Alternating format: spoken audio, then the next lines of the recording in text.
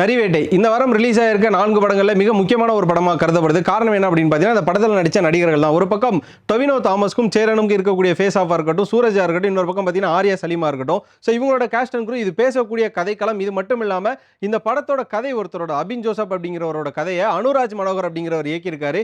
இந்த ஒரு படத்தை பார்த்தீங்கன்னா இந்த இந்தியன் ஃபிலிம் கம்பெனி அப்படிங்கிற ஒரு ப்ரொடக்ஷன் தான் தயாரிச்சிருக்கு. ஆக மொத்தம் பல்வேறு காம்பினேஷன்ஸ் இணைஞ்ச ஒரு படம். இதில் வந்து ஏதோ ஒரு மிக முக்கியமான இம்பாக்ட் இருக்க போகுது அப்படிங்கிற ஒரு விஷயமோ இந்த படத்தோட ட்ரைலர் பார்த்ததுக்கப்புறம் கண்டிப்பாக காந்தாரா மாதிரியான ஒரு படம் மறுபடியும் ரிலீஸ் ஆயிருக்கு அப்படிங்கிற மாதிரியான ஒரு விஷயமும் தான் பேசிட்டு இருக்காங்க. ஸோ இந்த படம் நரிவேட்டை எப்படி இருக்கு அப்படிங்கிறத இந்த வீடியோவில் பார்க்க போகிறோம். மாலை முரசு வை பிரசன்ஸ். இது படம் எப்படி இருக்கு? நான் உங்க விஜய் டாமினிக்.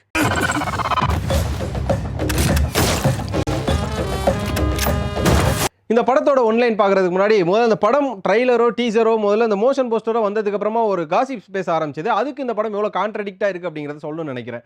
இந்த படத்தோட ட்ரைலர் அண்ட் டீசர் வந்ததுக்கு அப்புறமா நரிவேட்டை அப்படின்னு சொன்னதுக்கு அப்புறம் ஓகே, இது வந்து ஒரு கேங்ஸ்டருக்கும் ஒரு காப் ரோல் பண்ணக்கூடியவங்களுக்கு இருக்கக்கூடிய ஒரு பிரச்சனை. அதில் வந்து சேரன் ஒன் சைடாக இருக்கிறதுனால சேரனுக்கும் டொவினோ தாமஸ்க்கும் என்ன மாதிரியான பிரச்சனைகள் வரப்போகுது அப்படிங்கிற மாதிரியான நிறைய காசிப்ஸும் நிறைய டீகோடிங்ஸும் பார்த்தோம். பட் அதெல்லாம் இந்த படத்தில் ஃபுல் அண்ட் ஃபுல்லாக பிரேக் பண்ணியிருக்காங்க. அதர்வைஸ் இது காந்தாரா மாதிரியான ஒரு படம். ஸோ காந்தாரா மாதிரி தான் இருக்கும் அப்படின்னு சொன்னாங்க.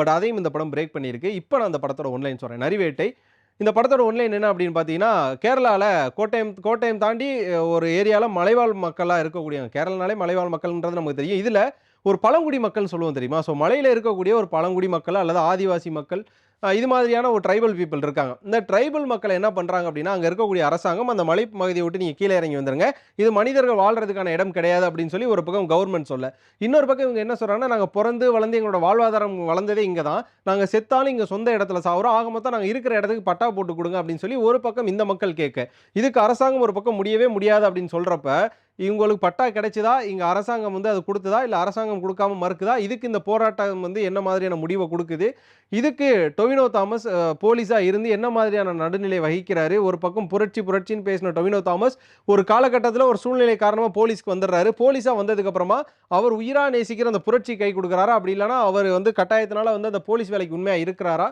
கிளைமேக்ஸில் என்ன ஆகுது, யாருக்கு இந்த நீதி நேர்மை நியாயம்லாம் கிடைச்சது அப்படிங்கிறத அந்த படத்தோட ஒன்லைனாக இருக்குது. குடிசையெல்லாம் களைச்சிட்டு இடத்த காலி பண்ணிட்டு கிளம்புறீங்க. பயம்லாம் எங்களுக்கு இல்லை சார். சாகிறதா இருந்தாலும் இங்கேயே செத்து போகிறோம். என்னடா அப்படி தம் பிடிச்சி பேசுறதுன்னு கேட்கலாம். இந்த படம் வந்து ஸ்டார்டிங் கொஞ்சம் நேரம் அப்படி இருக்கலாம், பட் செகண்ட் ஹாஃப்லாம் தம் பிடிச்ச மாதிரி தான் இருந்தது. ஸோ படத்தோட துவக்கம் ஆஸ் யூஷுவல் ஒரு மலையாளம் கமர்ஷியல் ஃபிலிம் ஆஸ்பெக்டில் தான் இருக்குது. ஒரு டூயட்டாக இருக்கட்டும், இல்லைனா ஒரு லவ் சீக்வன்சஸாக இருக்கட்டும், படம் ஸ்லோவாக நவர்ற விதம், அதுலேயே நமக்கு பார்த்தீங்கன்னா ஒரு மலையாள ஃப்ளேவர் வந்து டப்புன்னு அடிக்குது. காரணம் இது ஒரு மலையாள படம்ன்றது நம்மளுக்கே தெரியும். ஒரு ஆலப்புழாவில் ஒரு கோட்டைமில் எடுக்கப்பட்ட படம், ஃபுல் அண்ட் ஃபுல்லாக மலையாளத்தை டப் பண்ணி தான் கொடுத்துருக்காங்கன்றப்போ அது அப்படியே நமக்கு வாட அடிக்குது. அதெல்லாம் இல்லைன்னு சொல்லவே கிடையாது. ஸோ அண்மையில் வந்து எவ்வளோ மலையாள படங்கள் ஃபாஸ்ட்டாக விறுவிறுப்பாக இருக்கிற ஒரு படத்தில் இது கொஞ்சம் ஸ்லோவாக இருக்குது அப்படின்ற மாதிரி தான் இருந்தது. பட் செகண்ட் ஹாஃப்ல போனோன்னு தான் ஒரு ஃபுல் பிரீத் அப்படி இருக்கு. ஸோ அந்த ஃபுல் பிரீத்தில் பார்க்குறப்ப தான் ஓகே, இப்படியாப்பட்ட ஒரு கண்டென்ட்டை ஒரு எலமெண்ட்டை உள்ள வச்சிருக்க ஒரு படமாக இருக்குது. இது எப்படி வந்து அபின் ஜோசப் எழுதியிருப்பாருன்ற ஒரு விஷயம். ஒரு பக்கம் அபின் ஜோசப் இதை எழுதினாலுமே இதை எடுக்கிற விதத்தில் எப்படி வந்து இங்கே நம்ம அனுராஜ் மனோகர் வந்து இருக்காரு அப்படிங்கிற ஒரு விஷயத்தை நம்ம பாராட்டி ஆகணும்.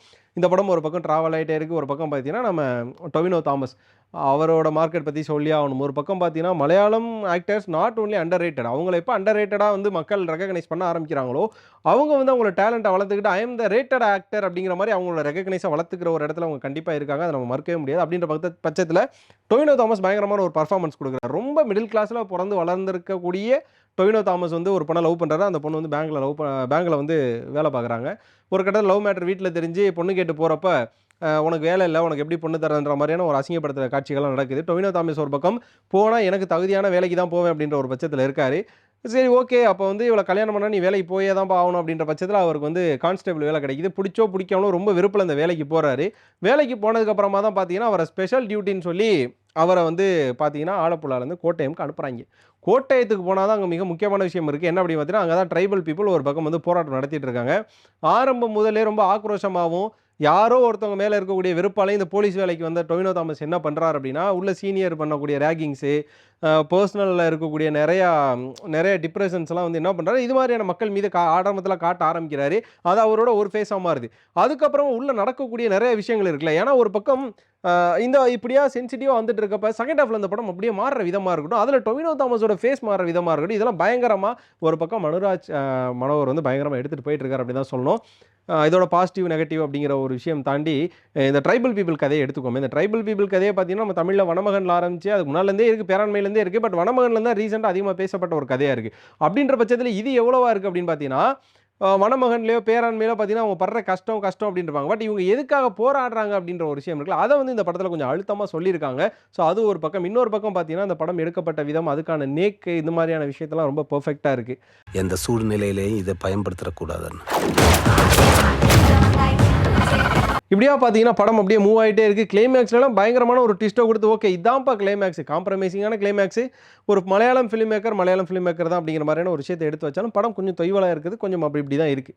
இந்த படத்தோட பாசிட்டிவ் நெகட்டிவ்ல போயிடுவோம். முதல்ல பாசிட்டிவான விஷயங்களை பேசுகிறோம். என்ன அப்படின்னு பார்த்தீங்கன்னா, அந்த படத்துக்கான கேஸ்ட் இருக்கும், அதுக்கான செலெக்ஷன். ஒரு பக்கம் சூரஜ், அதாவது இப்போ தான் வீரதீர சூரனில் பயங்கரமான வில்லனாக வந்து மிரட்டினார். பட் அதுக்கு முன்னாடி பார்த்தீங்கன்னா அந்த வீரதீர சூரனோட இன்டர்வியூலாம் பயங்கர ஃபன் பண்ணியிருப்பார். நீங்களும் அப்படி நடிச்சிங்க அப்படின்னு சொல்லி நம்ம ரொம்ப ஷாக் ஆகிற நேரத்தில் அவரோட இன்னொரு வேர்சட்டைல இந்த படத்தில் காமிச்சிருக்காரு. ரொம்ப ஆப்போசிட்டான ஒரு கேரக்டர். அவரோட கேரக்டர் வந்து ஒரு நல்ல காட்ஃபாதராக கைட் பண்ணுற விதம்லாம் வந்து ஒரு பயங்கரமாக இருக்கும். அதுக்கப்புறமா சேரன், அவருக்கு கொடுக்கப்பட்ட ரோலுங்கிற ரொம்ப அழுத்தம், ரொம்ப ப்ரெஷர் மீன்ஸ் என்னன்னா, அந்த படத்தை அடுத்த கட்டத்துக்கு விறுவிறுப்பாக இரிட்டேட்டாக எடுத்துகிட்டு போகக்கூடிய ரோலே அவருக்கு தான். பட் அதை வந்து அவர் ஒரு 80% தான் எடுக்குது. ஒரு 20% நம்ம சேரன் எப்படிப்பட்ட ஆள் நமக்கு தெரியுன்ற பட்சத்தில் நம்ம அதை வந்து அக்செப்ட் பண்ணிக்க மாட்டோம். அப்படின்றதுனால ஒரு 20% அவர் விட்டுருங்க. பட் அந்த ஒரு 80% அவர் சண்டையெல்லாம் போட்டதை நம்பியிருக்க மாட்டோம். பட் அதுக்கு குறுக்கா நிறைய வேலைகள் பார்த்ததுனால நம்புற ஒரு விதமாக இருந்தது. அதனால சேரனோட ரோல் சொல்லவே தேவையில்ல, படுபட்டாசாக இருக்குது. அதுக்கப்புறம் பார்த்தீங்கன்னா ஆர்யா சலீம் அப்படின்றவங்க அந்த ட்ரைபல் பீப்புளோட ஹெட் அப்படிங்கிற ஒரு ரோலுக்கு வராங்க. ஒரு கட்டத்தில் அவங்க மேலே நம்ம சந்தேகப்படுறோம், இவங்க மாவோயிஸ்டோ, இவங்க தான் வந்து அந்த ஸ்லீப்பர் செல்லோ அப்படின்னு. அப்படியாப்பட்ட ஒரு நடிப்பை கொடுத்துட்டு கிளைமேக்ஸில் அவங்க செய்கிற விதங்கள்லாம் இருக்குது, விஷயங்கள்லாம் இருக்கே சூப்பராக இருக்குங்க. இதெல்லாம் வந்து பாசிட்டிவாக பேசிட்டோம். அந்த படத்துக்கு நெகட்டிவ் அப்படின்னு பார்த்தீங்கன்னா, அந்த ஃபர்ஸ்ட் ஹாஃப் இருக்கிற லென்த்து கதைக்குள்ளே டக்குன்னு வராத ஒரு விஷயமா தான் இருக்குது. இப்படியே அந்த படத்தோட விமர்சனத்தை க்ளோஸ் பண்ணுறேன். பட் இதை தாண்டி காந்தாரா தான் இது, காந்தாரா மாதிரியே இருக்குது, காந்தாரா பார்ட் 2 அப்படிங்கிறது கண்டிப்பாக கிடையாது. காந்தாரா படம் என்ன அப்படின்னா, அதில் வந்து ட்ரைபல் பீப்புளுக்கு இடத்த கொடுத்துருப்பாங்க. ஒரு தனிப்பட்ட நபர் அவரோட இடத்த கொடுத்துருப்பாரு. அதுக்கப்புறமா வழி வந்தவங்க அந்த இடத்த திரும்ப வாங்கன்னு ஆசைப்பட்டு, அதனால ஒரு குறிப்பிட்ட மக்களை தாக்குறதும் கொல்றதும் தான் காந்தாரோட கதையாக இருக்கும். ஆனால் இங்கே ஒரு அரசாங்கம் மிஸ்ஸஸ் த ட்ரைபல் பீப்புள் அப்படிங்கிற ஒரு விஷயம் இருக்குல்ல, அதுதான் இந்த படம். ஸோ ரெண்டுக்கும் நிறைய வித்தியாசம்.